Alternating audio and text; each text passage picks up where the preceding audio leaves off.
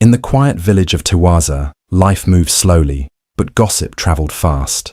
It was a place where the rich walked with their noses high, and the poor were treated like dust beneath their feet. Among the villagers was a girl named Zanira, fragile, silent, and invisible to many. She was the daughter of a poor palm wine tapper, a man whose back was bent from years of climbing trees, and whose hands were cracked from hard labour. Their little mud house stood at the edge of the village, almost forgotten, just like them. Zanira's clothes were always old and torn, patched many times over. Her feet were rough from walking barefoot on hot soil. Her hair was always tied in a simple scarf, and she owned only one wooden comb. But inside her, behind those tired eyes and soft voice, lived a quiet fire, dreams so big they could scare the stars. Every night, while the rest of the village slept, Zanira would sit under a tree, staring at the moon, wishing for a different life, a life where she would be loved, respected, and seen for who she truly was. But the people of Tiwaza had no mercy for the poor. They mocked her without shame. Children laughed at her in the streets. Women whispered insults as she passed by, and men looked through her like she didn't exist. "She's just a rat girl," they said. "She'll never amount to anything." Some even laughed cruelly. "Maybe she'll marry a beggar like her father, if anyone ever wants her at all." Everywhere she turned, the message was clear. She was not welcome, not worthy, not important. And yet, Zanira never responded with hate. She smiled gently, lowered her eyes, and walked on. She held her pain in silence, carrying it like a hidden scar deep inside her heart. What they didn't know, what they could never understand, was that destiny does not care about torn clothes or empty pockets. Destiny only sees what lies within a person's soul. In the village of Tiwaza, people believed only the rich deserved happiness, only the beautiful deserved attention, and only those born into wealth deserved royalty. No one could have guessed that the same girl they called worthless would one day stand in the palace courtyard with her head held high. No one could imagine that Zanira, the poor, quiet girl in rags, would one day walk in royal sandals, not as a servant, but as a queen. The same lips that once mocked her would tremble in awe.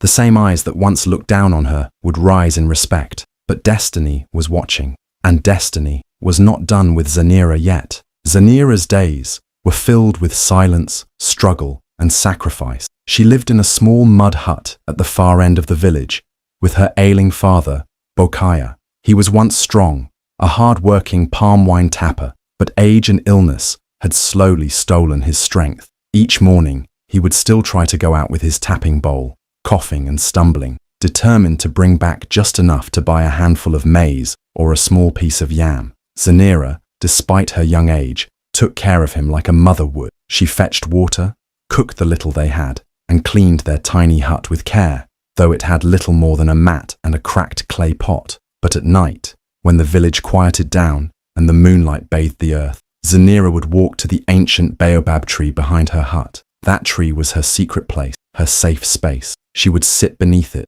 barefoot and tired, and lift her eyes to the sky. There, with the stars as her only witness, she whispered her deepest wishes, not for riches or palaces, not for jewels or gold, but for something more powerful, to be seen, to be loved, to mean something in a world that treated her like nothing. "I don't want gold," she often said to the night sky. "I just want to be seen, to be loved, to matter." There was only one person in the entire village who truly saw Zanira for who she was. An old blind man named Nduko. He was a storyteller, once known far and wide, but now forgotten by many. He would sit outside his small hut, humming soft tunes and telling tales to the wind. Zanira would often visit him, bringing a piece of roasted yam or just sitting silently by his side. He would smile, sensing her presence even without sight. "Zanira," he would say in his gentle voice, "sometimes the poorest child carries the richest fate. Never forget that." Nduko would tell her stories, tales of girls born in misery but crowned in glory, of queens who rose from ashes, of warriors born in rags who ruled kingdoms. Every word planted a seed of hope in Zanira's heart. Those stories became her strength, her secret courage, her silent prayer. But while Nduko fed her dreams, others in the village were feeding envy and hate. Not everyone wished Zanira well. Some people laughed at her kindness, mocking her behind her back. Others whispered cruel things, jealous of a girl who had nothing, yet still walked with dignity. A few even believed she was cursed, blaming her presence for every misfortune. They didn't understand how a poor girl, with nothing to her name, could still carry hope in her heart and light in her eyes. But Zanira didn't let their words steal her dreams. She carried her pain like a quiet song, hidden but strong. And deep within, her heart still whispered to the stars. Something told her, somehow, someday, her life would change. Not because she had wealth, but because she had something greater. A destiny written far beyond the reach of those who looked down on her. The sun had barely risen when the deep sound of royal drums echoed through Tiwaza village. People rushed out of their homes, wiping sleep from their eyes, curious about the royal announcement.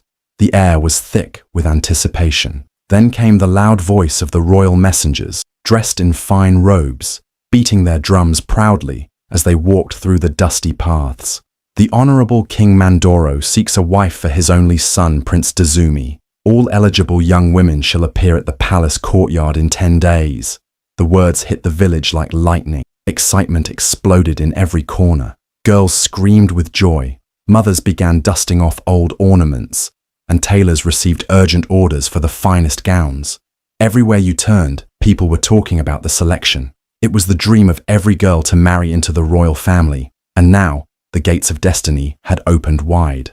Among the most excited was Zokira, the daughter of a rich merchant. She was known for her beauty, but even more for her pride. She walked like a peacock, head always high, nose always higher. Her mother, Lady Mueka, was worse, loud, proud, and obsessed with wealth and class.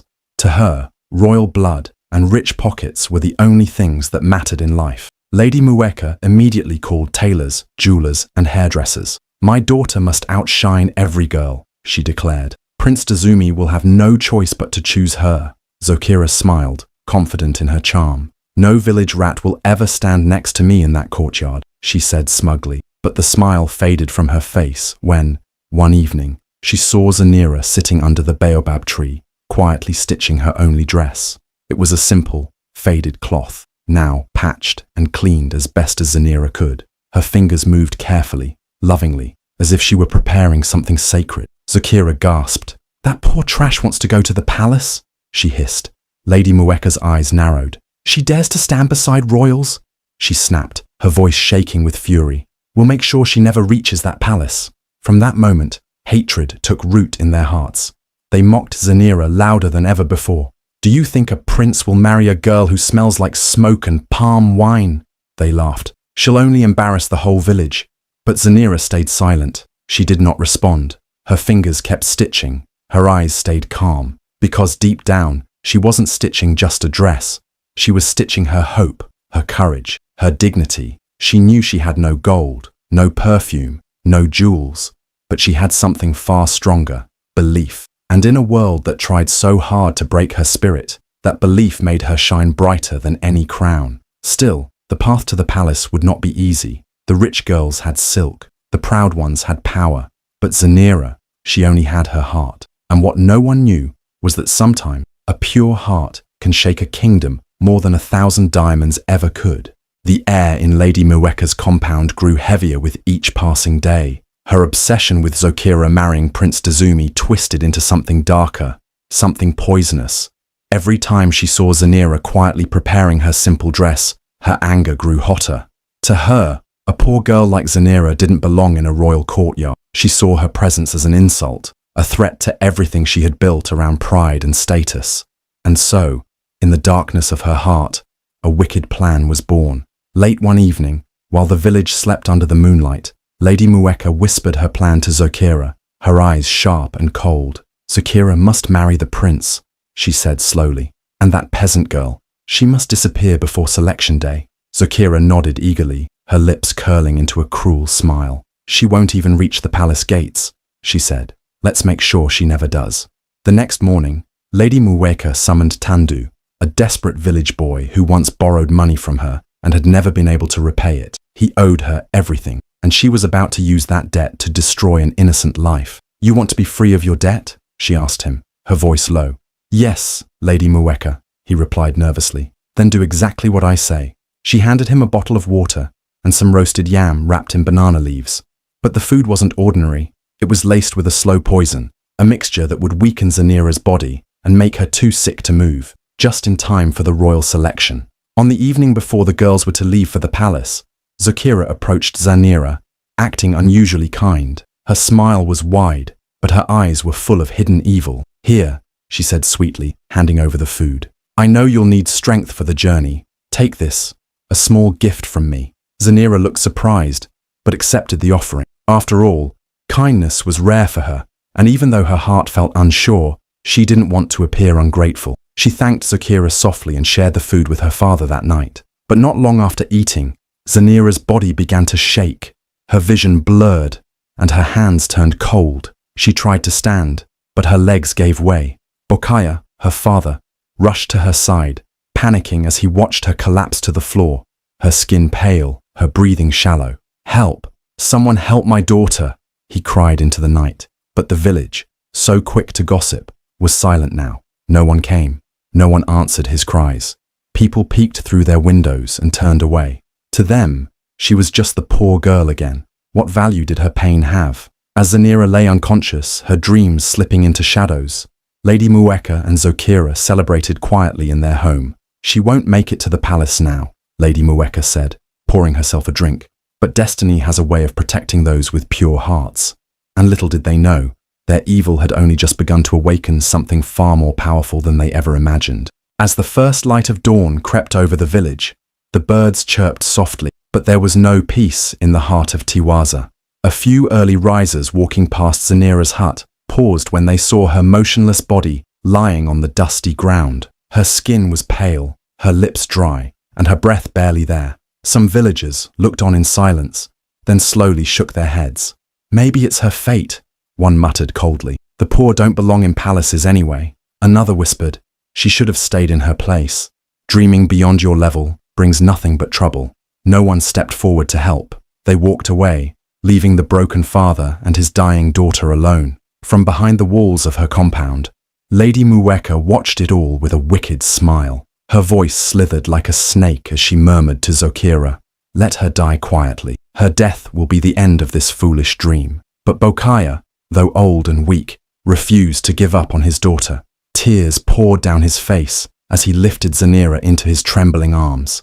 He didn't know where he was going or how far he could carry her, but he had to try. He stumbled through the narrow paths of the village and entered the dense forest beyond, where thorns scratched his feet and branches tore at his clothes. "Please, someone help," he whispered into the trees, his voice cracking with pain. But no one answered, just the distant calls of birds and the sound of his labored breath. His legs grew weaker with every step, and finally, deep in the forest, his body gave out. He collapsed beside Zanira, clutching her hand, helpless and heartbroken. Then, as silence fell over the forest, something strange stirred in the air. A soft wind blew, carrying the scent of wild herbs and old secrets. From between the trees, a figure emerged, an old woman wrapped in tattered cloth, her grey hair wild like the wind, her eyes deep and knowing. She was Mama Ulezi, the mysterious healer of the sacred forest of Bahula. Many believed she was just a tale told by elders, but here she was,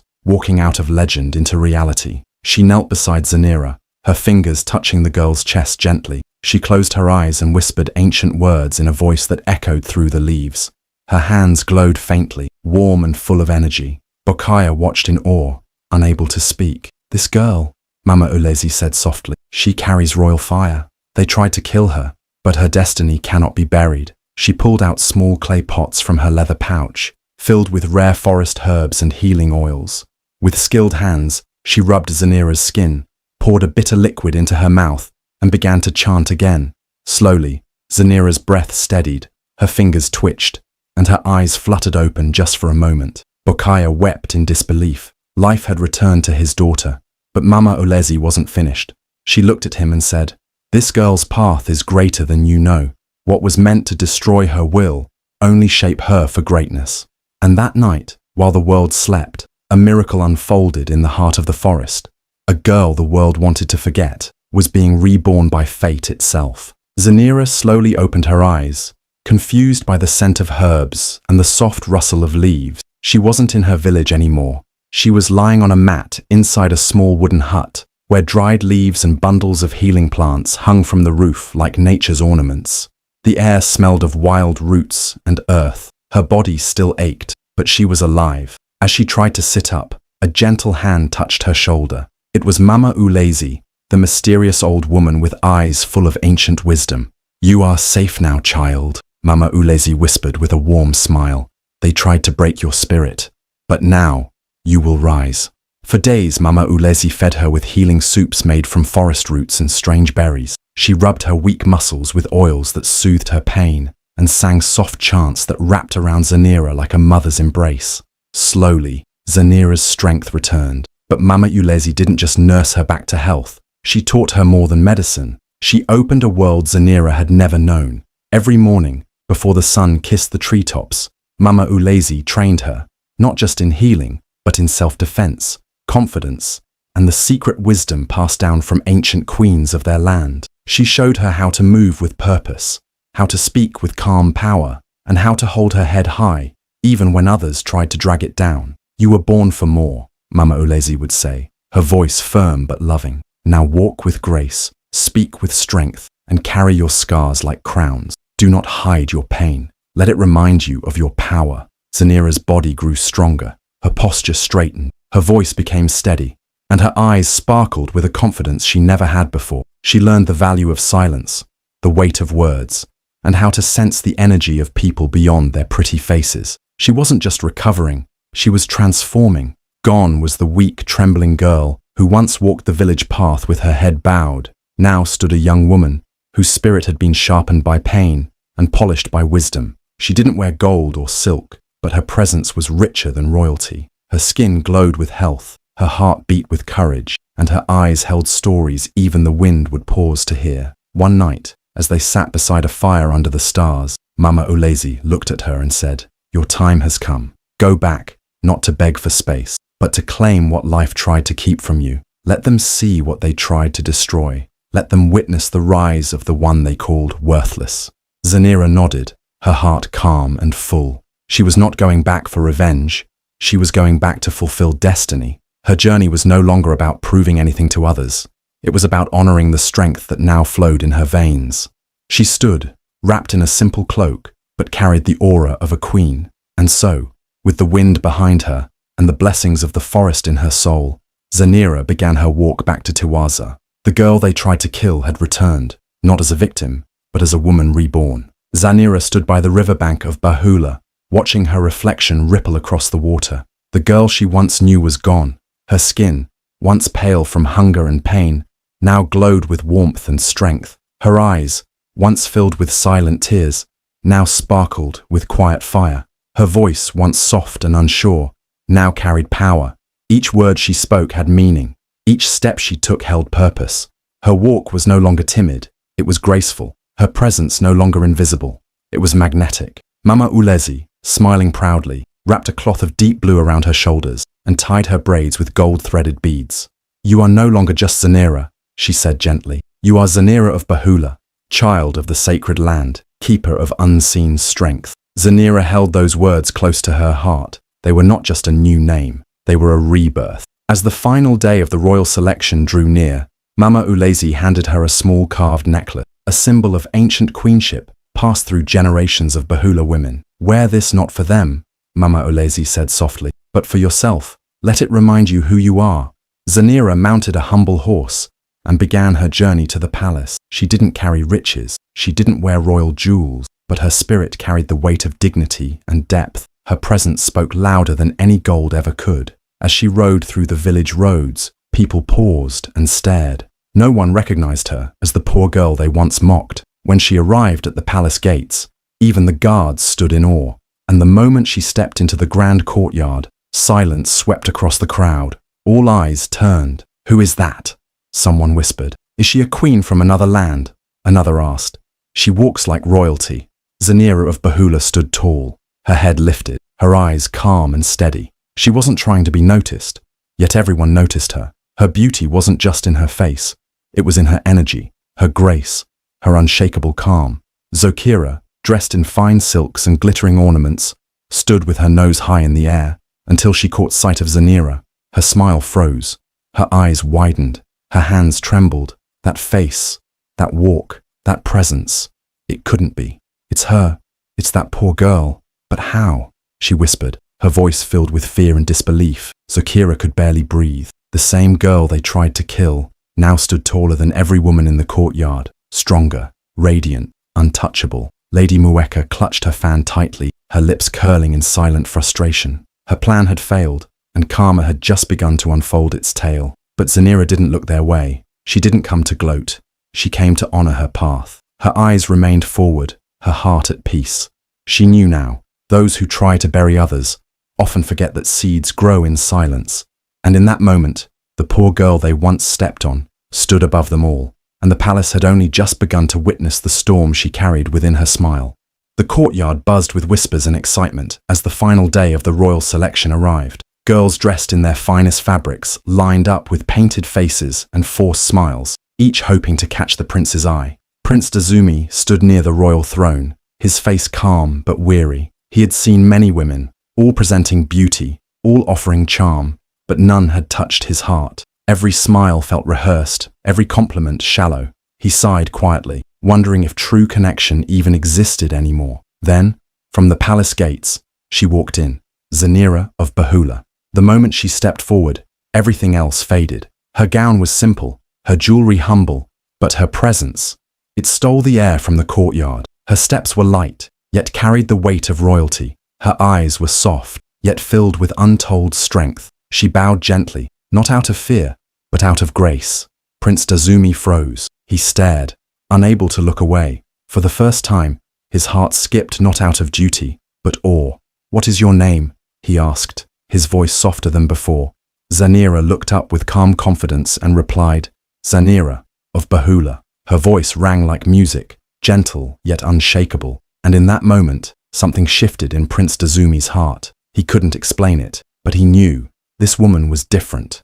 There was power behind her calm, and royalty behind her humility. She carried herself like no one he had ever seen. She didn't try to impress. She simply existed, and her existence was enough. The prince's eyes stayed on hers, captivated. Time seemed to stop. Zokira, standing just a few steps away, clenched her fists. Her confidence cracked. Panic began to creep in. She quickly stepped forward with a fake smile, trying to steal back the moment. "Your Highness," she said loudly, interrupting. "I am the true choice. I am the daughter of Lady Mweka. I have been trained to rule. I have everything you need in a queen." But Prince Dazumi didn't even turn to look at her. It was as if her voice no longer reached his ears. His eyes remained on Zanira, his thoughts tangled in her presence. The noise around him faded. The people disappeared in the background. Only she remained, the woman who had walked in with quiet dignity and stolen the attention of everyone without uttering a single boastful word. Zokira's face burned with jealousy. For the first time in her life, she wasn't the center of admiration. And the worst part was, she had no idea how to compete with someone like Zanira. Because Zanira didn't compete. She didn't need to. Prince Dazumi stepped closer, still looking at her, as if drawn by a force he didn't fully understand. There was a calm silence between them, and in that silence, everything was said. Zanira had arrived, not to chase a crown, but to honor her journey. Yet in doing so, she had captured the heart of a prince. And deep in her soul, she knew this was only the beginning. The girl they tried to destroy was now the woman the prince could not forget. The sun shone brightly over the palace courtyard, where the final test for choosing the future queen was about to begin. The king sat on his grand throne, surrounded by elders, nobles, and curious onlookers. The challenge was clear. Each girl must cook a traditional meal with her own hands, serve the elders with humility, and recite a poem that reflected her understanding of legacy and leadership. Many girls trembled. Some fumbled with their tasks. Others recited borrowed words without meaning. But when it was Zanira's turn, the courtyard fell silent. She stepped forward with calm dignity. Her hands moved with grace as she prepared the traditional meal, using simple ingredients with care and love, the way her father had taught her back in their tiny hut. She cooked with heart, not just skill. When she served the elders, she bowed respectfully and spoke softly, treating them not as judges, but as family. Her poem was not filled with fancy words, but truth from her soul. A queen is not made by jewels or silks, but by scars turned into strength, by hands that have known pain, and a heart that knows how to heal. The elders nodded in awe. Even the king looked moved. It was clear, this girl was more than just a beauty. She had depth. She had soul. But just when it seemed the day would end in peace, something unexpected happened. One of the royal guards, a quiet man who had once served near the village, stepped forward with sharp eyes. He stared closely at one of the servants standing in the corner, Tandu. Recognition hit him like lightning. "That boy," the guard said loudly. "He's no servant. He's from Tiwaza village. I remember him, and he was once caught near the sacred forest. He's no stranger here." Whispers spread across the courtyard. The guard stepped forward and pulled Tandu aside. After a few stern words, Tandu broke down. His guilt poured out like water. He confessed everything. "I was paid by Lady Mweka and Zokira. They gave me food to poison Zanira before the selection day. They didn't want her to make it to the palace." Gasps echoed across the palace. The king rose to his feet, eyes blazing with fury. The queen covered her mouth in shock. All eyes turned to Zanira, but she didn't scream. She didn't tremble. She stood with calm strength, tears quietly falling down her cheeks, not from pain, but from deep emotion. "They tried to kill me," she said softly, "because I was poor, because I dared to dream beyond my background. But what they didn't know is that poverty doesn't kill destiny, and no poison can stop purpose." The crowd erupted in murmurs. Some wept, others applauded softly. The king raised his hand, and his voice thundered. "Bring Lady Mweka and Zokira forward." The guards dragged them into the center of the courtyard. Their faces, once proud and painted with arrogance, now twisted in shame and fear. "You have brought disgrace upon this palace," the king roared. "You tried to destroy a pure heart out of jealousy. You shall be stripped of your titles, your lands, your gold, everything." Zokira screamed and begged. Lady Mweka fell to her knees. But it was too late. Justice had spoken, and destiny had revealed its truth. The same village that once looked down on Zanira now stood in awe. The people who had once whispered behind her back, who laughed at her torn dress and called her the poor girl with dreams too big, now lined up in the palace courtyard just to get a glimpse of her. But this time, they did not mock her. They bowed before her. The same girl they tried to erase had now become their queen. Prince Dazumi, who had fallen in love with Zanira's heart, and not just her beauty, took her hand in marriage in a royal ceremony that lit up all of Tiwaza. The palace bells rang for days. Colourful fabrics danced in the wind. Drums beat with joy, and songs of celebration echoed through every corner of the kingdom. It was the most magnificent wedding the land had ever witnessed. But for Zanira, the greatest joy wasn't just the crown. It was seeing her father, Bokaya, seated beside the king, dressed in royal robes and smiling with pride. The man who once struggled to feed her now lived in peace and honor, with everything he once lacked finally within reach. But Zanira did not forget where she came from. She didn't let the palace walls blind her heart. As queen, her first mission was to build schools and shelters across the land for poor girls. Girls just like her, who once had nothing but a dream. She made sure no child would feel invisible the way she once did. She gave them books instead of burdens, hope instead of hunger, and love instead of loneliness. Her name became a song of kindness and power, a symbol of rising from dust and shining like gold. And what happened to Lady Mweka and Zokira?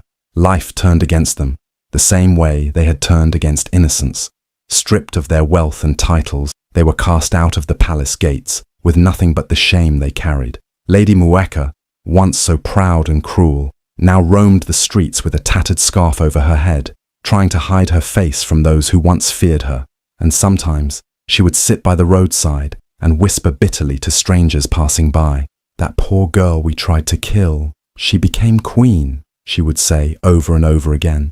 But no one listened, no one cared. Karma had done its work, and the world had moved on. Because in the end, destiny does not ask how rich your clothes are, or how loud your name is. It listens to the whispers of the soul, to the quiet strength, to the fire in the heart, to the kindness that survives even in pain. Zanira's story became a legend across the land, a reminder that greatness does not come from gold, but from grace, that the same ground where ashes are buried can also grow the brightest diamonds. So next time you see someone poor, someone struggling, someone unheard, remember, you might just be looking at a future queen. Sometimes, life hides the brightest souls in the humblest places. Zanira's story reminds us that no matter how broken, poor, or forgotten you feel, destiny can still rise within you. The world may try to bury you, but they forget. Seeds grow from the same soil they try to cover. Never stop believing in your worth. Never stop dreaming, even when the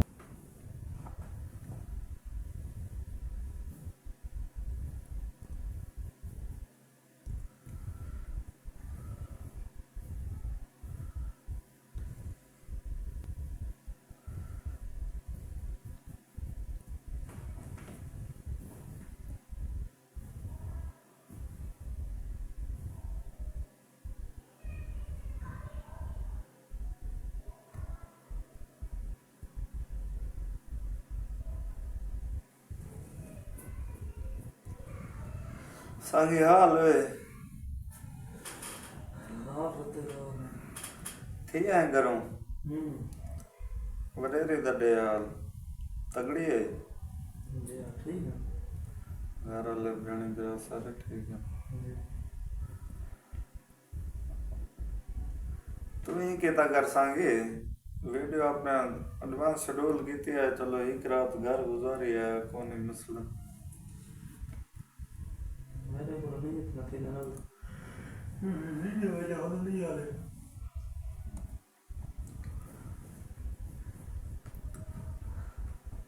दो video एक channel लेना 4 video तक बनाने में पोसा नहीं करें तू ना बना सकता एक रात में मैं तो वैसे तेरे पर आदा पिया भी वैसे ये बंदा तू बजाना ते हमना सफर देख सारा बाकी साकू के राज सारी जानते के राज सारे वैसे चलो भाई कार से बंदा रहे अंदर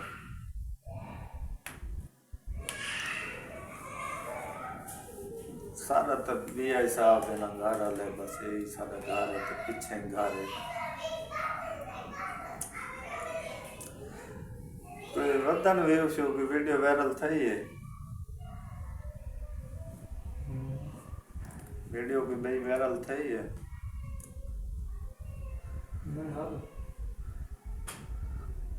अल्लाह खैर करे से तो सबर आज नहीं आया हमने हासिल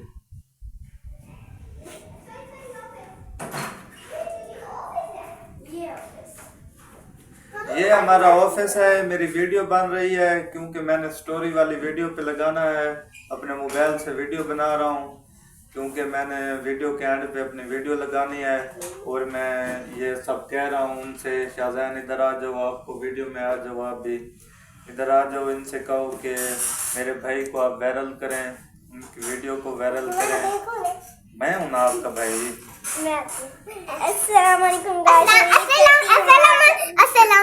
गाइस आप मेरे भाई को वायरल कर देना और सारे पैसे मुझे देना क्योंकि वो कहता है कि मुझे पैसे चाहिए है ना बोलो अब आज जवाब हो गया आप शाहजहान को बोलने दो उनको समझ नहीं आती ये अफ्रीकन लोग देखते हैं ना वो तो अंग्रेज हैं इंग्लिश में नहीं बोलते हम मुसलमान हैं हम मुसलमान हैं वो अंग्रेज हैं पागल इंग्लिश में नहीं बोलना बस आप आ जाओ आपने जो बोलना हाय फ्रेंड्स की बच्ची ये देखो like this video and subscribe